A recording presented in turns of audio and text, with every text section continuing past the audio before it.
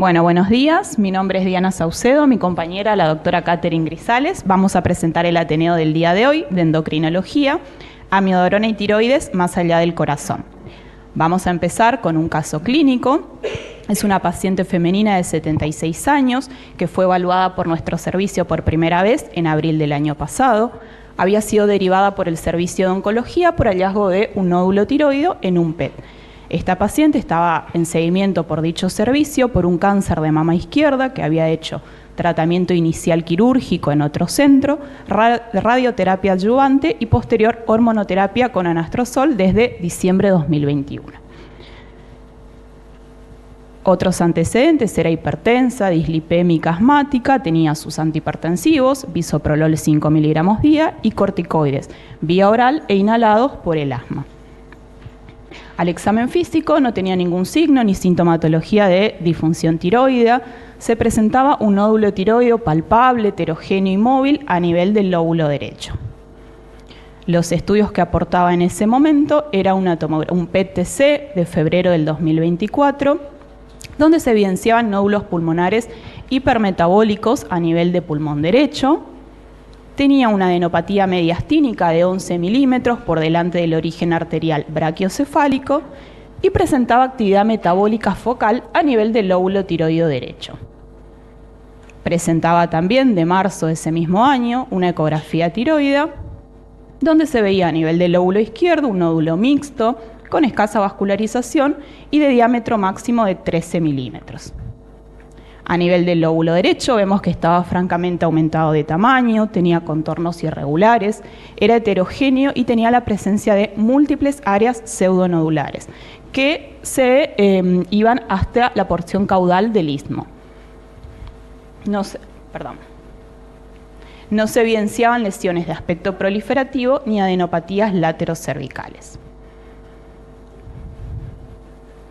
Bien. Hasta este momento, ¿qué piensan de la paciente? ¿Piensan que esas lesiones pulmonares pueden ser metástasis de su cáncer de mama? ¿Cómo continuarían el estudio inicial, digamos, con estas cositas que le presenté? Desde lo endocrinológico, desde oncológico.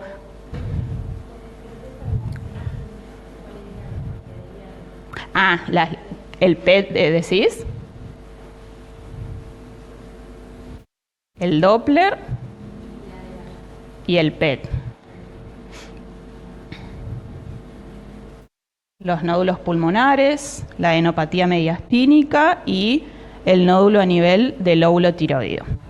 Y en la ecografía, a nivel derecho y a nivel del lóbulo izquierdo.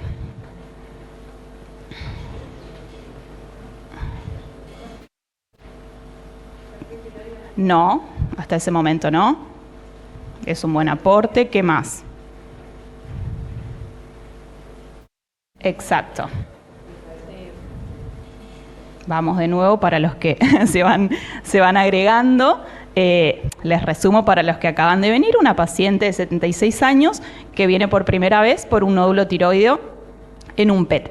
Este era el PET inicial que la manda a oncología por un antecedente de un SEA de mama, estaba en seguimiento. Y esta es la ecografía. En la palpación tenía ese nódulo tiroideo a nivel del lóbulo derecho. Entonces la pregunta es, bueno, ¿qué más hago con esta paciente?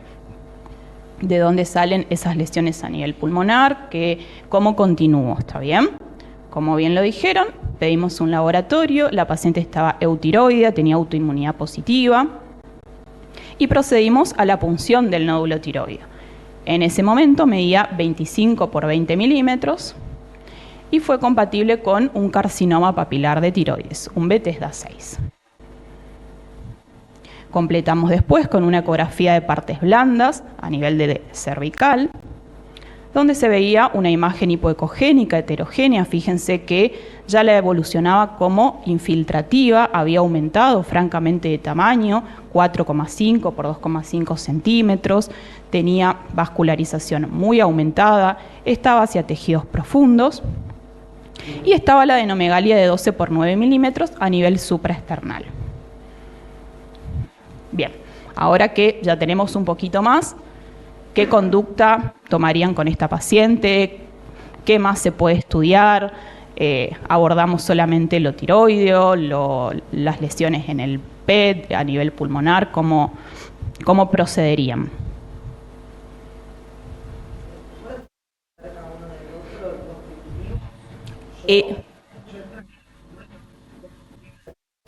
¿Cómo seguir? El diagnóstico inicial del cáncer de mama fue 2021 y este fue 3 años después, más o menos. Exacto. Entonces, en esta paciente se charló en comité de tumores, tenía esas metástasis a nivel mediastinal y pulmonar, pero no sabíamos, tal cual lo dijiste, de dónde viene, de la mama, viene de tiroides, era también digamos, su CA de mama ya había tenido varios años, estaba en control, la verdad que venía todo bien, estaba realizando tratamiento, hizo su radioterapia, o sea que también era, bueno, vendrá de ahí porque los controles venían bien hasta ese momento. No eran accesibles para biopsia, fueron evaluados 2 veces por la parte de neumonología, ninguna lesión pulmonar ni mediastinal se podía acceder, por lo cual se tomó resolución quirúrgica de su cáncer de tiroides. O sea, nos abocamos a eso inicialmente y ver después cómo resolver el tratamiento posterior. Sin embargo, en agosto del 2024, o sea, poco tiempo después, intercurre, la paciente presenta una internación prolongada, había tenido una reagudización del asma bronquial. Pero lo importante en este contexto fue, presentó mareos, palpitaciones, le hacen un electrocardiograma que tenía ritmo sinusal, pero presentaba extrasístoles ventriculares frecuentes bigeminadas. Entonces, se indicó en primera instancia tratamiento con beta bloqueantes, suspendieron la amlodipina y evaluaron. Hicieron un holter, bueno, para el que quiere leer en profundidad, pero finalmente optaron por iniciar amiodarona 200 miligramos día. En ese momento teníamos, por supuesto, seguimiento de la paciente, lo charlamos ante una paciente que se iba a realizar un tratamiento quirúrgico en su cáncer de tiroides y posteriormente era probable que requiera tratamiento con iodo radioactivo y su probable interferencia decidimos, obviamente, suspender, por lo cual recibió 4 días, o sea que no hubo mayores problemas y los controles posteriores estuvieron bien. Se manejó bien con bisoprolol, al mes se fue de alta. Entonces, en diciembre del año pasado se realiza la cirugía, una tiroidectomía total, se realiza vaciamiento central y a nivel del lóbulo derecho, fíjense que la lesión era expansiva y era prácticamente la totalidad del lóbulo, que finalmente era un carcinoma papilar subtipo clásico, unifocal a nivel del lóbulo derecho y se extendía hacia el istmo tiroideo. Bien, entonces, esto es para nosotros, ¿cuál es el tratamiento sugerido en esta paciente? Es una paciente con un cáncer de tiroides con alto riesgo de recurrencia, asumiendo que esas metástasis puedan ser probablemente de origen tiroideo, ¿sí? Las pulmonares. Entonces, esta paciente era candidata a un tratamiento con iodo radioactivo a dosis altas, en este caso 200 milicuries. Sin embargo, la paciente vuelve a intercurrir en enero, vuelve a consultar a guardia por mareos y vuelve a tener esa arritmia ventricular que hasta ese momento estaba bien controlada. Tenía a nivel del electro bigeminia y trigeminia ventricular. Entonces, ya sabiendo el antecedente y la posible conducta, bueno, ¿qué harían en este caso, no? Si les toca en la guardia? La idea por ahí también era que, no sé si hay algún cardiólogo, pero bueno, siempre se evalúan en conjunto clínica y cardio en este contexto en la guardia. Tenía solamente bisoprolol 5 miligramos.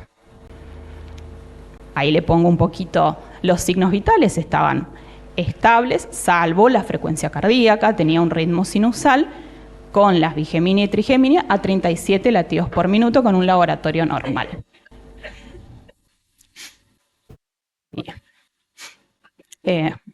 Exacto. Bien. Bueno, marcapaso, otro antiarrítmico. Bueno, en esta paciente se aumentó la dosis de bisoprolol esas son las evoluciones. Supongo que en algún momento volvió a una frecuencia cardíaca aceptable y se indicó amiodarona 400 miligramos por día. Después está 48-72 horas en guardia y se va de alta. Es decir, hasta acá nosotros no sabíamos de esta intercurrencia de la paciente. Recibe amiodarona poco más de un mes, del 5 de enero al 11 de febrero de este año. ¿Cómo seguimos con esta paciente? Bueno, tiene una sobrecarga iodada a través de la amiodarona ya por un tiempo bastante prolongado. Entonces decidimos, la vemos en consultorio ya en febrero, decidimos empezar su seguimiento a través de la ioduria, es decir, la evaluación de yodo en orina de 24 horas para ver si lograba depurar y que podamos realizar el tratamiento adecuado. El 5 de marzo tenemos el primer valor de laboratorio, que era una ioduria de 2040. El valor normal es hasta 250, sin embargo, en estos pacientes necesitamos una ioduria baja, por encima de 100. Está bien, después mi compañera igual lo va a explicar mucho mejor para que entiendan el objetivo, pero estábamos muy fuera de rango. La ioduria 2 meses después, el 7 del 5, era de 1300, con lo cual seguíamos muy fuera de objetivo. En este contexto se realiza otra imagen de pulmón y vemos que ya tenía varias lesiones a nivel contralateral. O sea, las lesiones iniciales, bueno, no se ven demasiado, pero las lesiones iniciales eran solamente en pulmón derecho. Habíamos dicho 3 nódulos grandes, hipermetabólicos, bien. 3 meses después ya tenía lesiones contralaterales. Entonces optamos por cambiar el tratamiento. En junio de 2025, en conjunto con oncología, se opta por tratamiento con inhibidores de la tirosina quinasa, inicia el lenvatinib, que está hasta el día de la fecha, con 14 miligramos día, tolera bien y está pendiente una tomografía de control en septiembre para ver cómo evolucionan las lesiones. Entonces, como para resumir, antes de ir a la parte bibliográfica, era una paciente de 76 años que estaba en adyuvancia con anastrozol por un cáncer de mama. Tenía, aparte, un CA papilar de tiroides localmente avanzado, márgenes comprometidos, extensión extratiroidea y microinfiltración a nivel del músculo estriado. Tenía compromiso pulmonar y mediastinal. No se podían biopsiar, pero se asumieron como de origen tiroideo. Posterior a la tiroidectomía total, se planteó la dosis de yodo que no se pudo administrar por la sobrecarga de yodo con amiodarona. Por ende, se optó por una segunda línea de tratamiento, que en este caso son los ITK. No sé si quieren, antes de pasar, alguna pregunta o hacer algún comentario.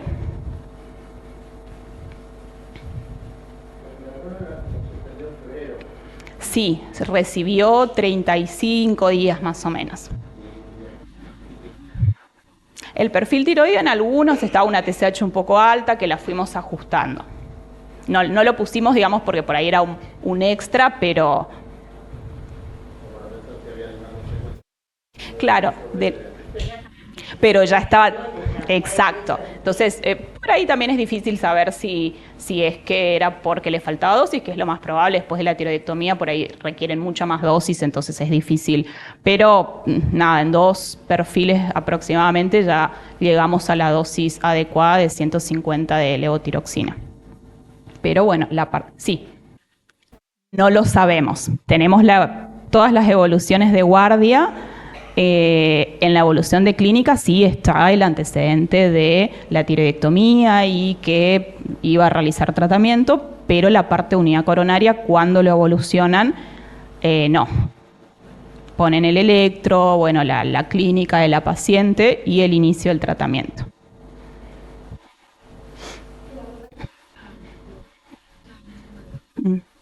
Sí. Sí. Sí. Sí.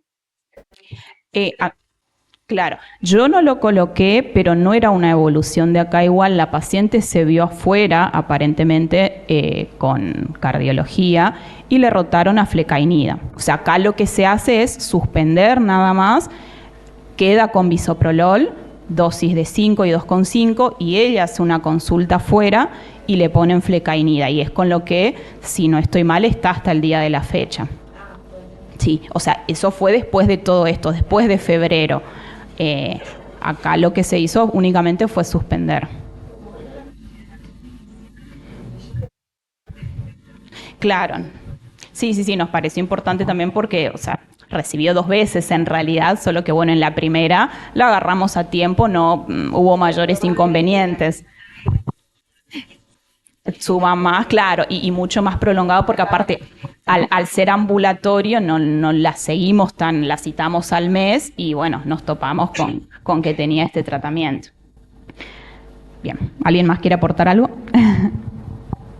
Bien, si no pasamos a la parte de bibliográfico. Bueno, ya vimos el caso clínico, ahora vamos a hablar un poquito del tema. Bueno, recordemos que la amiodarona es un derivado benzofuránico que es muy rico en yodo. Tiene aproximadamente 37% de su peso en yodo. Y bueno, como vimos, es eficaz en arritmias, en el tratamiento de arritmias, sobre todo supraventriculares. Tiene una similitud estructural a las hormonas tiroideas, así que tiene propiedades farmacológicas sobre las hormonas, inhibiendo la monodeiodinación de T4. Entonces, la amiodarona es una molécula, como dije, muy yodada y genera una sobrecarga de yodo excesiva. ¿Por qué? Porque incluso 200 miligramos de amiodarona pueden tener 75 miligramos de yodo, que puede exceder los requerimientos diarios de yodo. Además, tiene una vida media muy larga, hasta 100 días, y se deposita en el tejido adiposo. Por lo tanto, los efectos que están relacionados al yodo persisten en el tiempo, incluso cuando uno suspende el tratamiento. La ingesta de yodo diaria es de 100 a 300 microgramos. De esto, un 33% se excreta por el riñón, que es lo que nosotros podemos determinar en la yoduria, ¿no? Y 66% va a la tiroides para la síntesis hormonal. Pero cuando esa administración de yodo es alta y aguda, va a generar fenómenos en el cual va a haber un bloqueo en la síntesis hormonal y de forma crónica un fenómeno de escape a esto. O sea, eso es lo que conocemos como el efecto Bolshakov, el escape a ese efecto, y el efecto Jod-Basedow. Así como para entenderlo un poco más, entonces cuando la célula folicular capta el yodo, lo ingresa a través de un simportador sodio-yodo.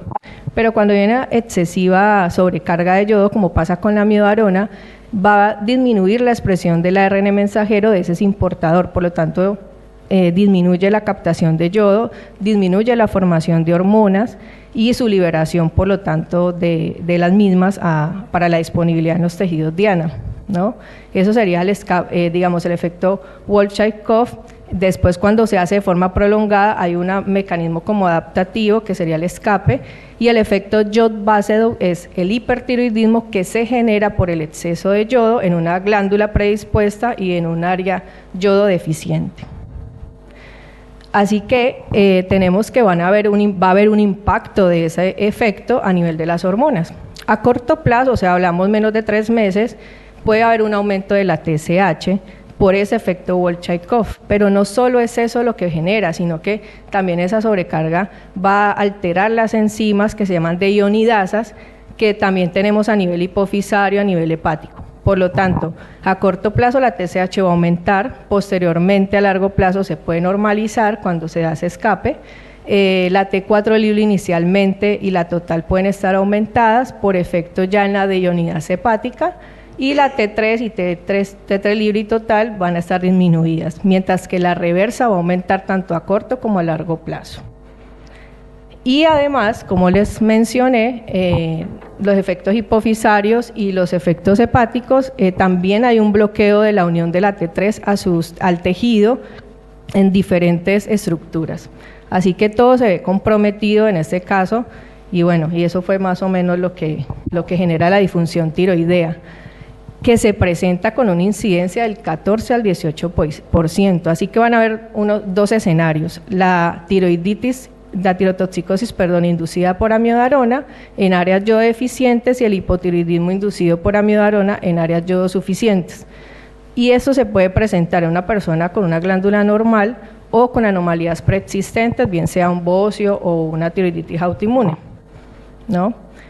Pero ¿qué pasa? nuestra paciente tenía un diagnóstico de carcinoma diferenciado de tiroides, o sea, además de pensar en todas las alteraciones en la tiroides, pues también, como mencionó ya en el caso clínico, se nos fue como ensuciando un poco el tema por su antecedente o su diagnóstico de carcinoma.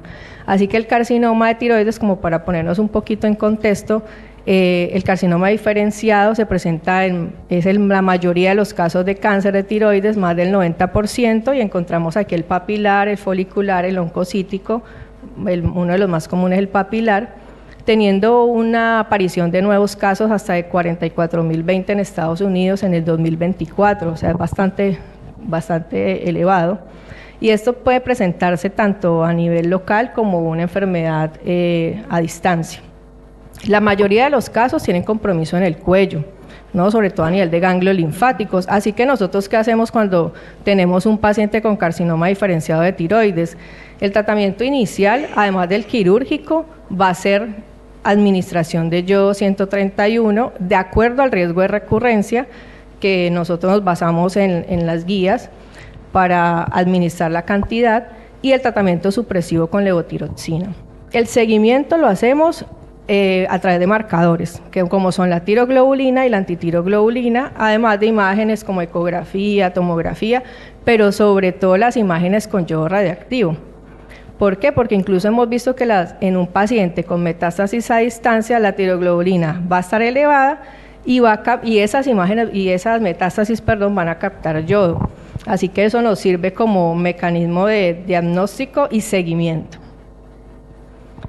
La guía de la ATA de este año nos propone, por tanto, que el papel de yodo radioactivo después de la tiroidectomía total se realiza en aquellos pacientes que presentan un riesgo de recurrencia intermedio bajo o intermedio alto, en alto riesgo, o la presencia de metástasis a distancia. Bueno, en el caso de nuestra paciente, nosotros íbamos a administrar 200 milicuries de yodo radioactivo por la presencia de las metástasis. ¿Qué hacemos nosotros en un paciente que va a recibir yodo? Obviamente, como les comenté inicialmente, el yodo es captado por la célula folicular, está disponible para la síntesis hormonal. Pero yo necesito que ese paciente tenga poco aporte de yodo en la dieta, porque si no va a competir con el yodo que le voy a dar como tratamiento, ¿no? Por eso es importador. Así que necesito que las reservas de yodo estén bajas, para que en el momento que yo le vaya a dar el tratamiento, necesito que 2 semanas antes tenga un pool de yodo corporal menor. Eso me va a favorecer la captación y la retención de yodo, y además va a optimizar la eficacia diagnóstica y terapéutica. Así que eso es lo que usualmente hacemos, le decimos al paciente: menos pescados, menos algas, menos ingestión de sal yodada. ¿Y eso por qué? Porque bloquea la captación de yodo incluso meses después de suspender la amiodarona. Como vimos, la paciente recibió esos 35 días y todavía tenía exceso de yodo en su cuerpo, ¿no? Entonces eso va a impedir que que se dé la captación de la dosis terapéutica. Además, si le vamos a hacer un rastreo corporal a través del centellograma o la gammagrafía, puede no captar tampoco nada, a pesar de que tenga metástasis, porque no capta ese yodo. Y ahí nos enfrentamos a los falsos negativos incluso, que se dan cuando yo tengo una tiroglobulina alta, pero no tengo imagen, ¿sí? Y eso es un verdadero desafío, que afortunadamente el PET nos ofrece en este caso una opción para delimitar, como para ver anatómicamente cuáles son las lesiones en estos pacientes refractarios al radioyodo. Así que, como conclusión, nos planteamos que la disfunción tiroidea inducida por amiodarona hay que tenerla en cuenta en el momento de elegir el antiarrítmico, porque, como vimos, tiene complicaciones endocrinológicas bastante desafiantes. Hay que tener también que los pacientes pueden tener o no factores predisponentes al momento de ingerir la amiodarona para desarrollar hipo o un hipertiroidismo. Por lo tanto, es conveniente y ojalá de ser posible tener un perfil tiroideo basal. La terapia con radioyodo es importante tanto para el tratamiento como el seguimiento del carcinoma diferenciado de tiroides, Por lo tanto, tener elevado contenido de yodo, en este caso por la amiodarona, genera retrasos e impedimentos en el momento de implementar el tratamiento, que fue lo que pasó en nuestra paciente, ¿no? La yoduria es bastante útil en el momento, a la hora de terminar el tratamiento con radioyodo. ¿Por qué? Porque bueno, nos permite conocer el estado del yodo en el organismo y así tomar una decisión oportuna. Además que los pacientes tratados con amiodarona necesitan un enfoque cuidadoso y multidisciplinario, tanto al inicio como durante la evolución del tratamiento. Bueno, gracias. Gracias por su atención. ¿Preguntas? ¿Quieren hacer algún aporte? ¿Algún aporte, pregunta? Algo similar, espera, quiero agregar una cosita nada más. Algo similar que nos pasó una vez fue una paciente internada con hipertiroidismo que le hicieron una PANTAC por una intercurrencia con contraste. Y ahí se nos fue para arriba, o sea, hizo un hiper muy severo y es algo que quizás pueda ocurrir con más frecuencia, si bien también es poco frecuente, pero el cáncer que tengamos internado un poco menos.